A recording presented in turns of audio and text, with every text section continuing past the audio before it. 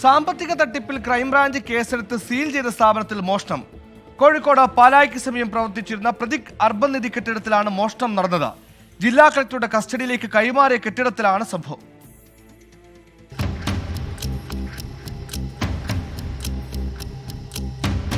കഴിഞ്ഞ വർഷമാണ് സാമ്പത്തിക തട്ടിപ്പുമായി ബന്ധപ്പെട്ട പരാതിയിൽ കോഴിക്കോട് ക്രൈംബ്രാഞ്ച് പാലാഴിക്ക് സമീപം പ്രവർത്തിച്ചിരുന്ന പ്രതീക് അർബൻ നിധിയിൽ പരിശോധന നടത്തിയത്.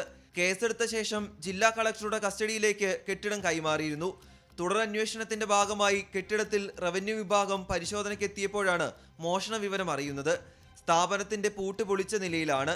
ഇലക്ട്രിക്കൽ ഉപകരണങ്ങളും ചെമ്പ് കമ്പികളും മോഷണം പോയി. ഏകദേശം 1 ലക്ഷം രൂപയുടെ സാധനങ്ങൾ നഷ്ടപ്പെട്ടു.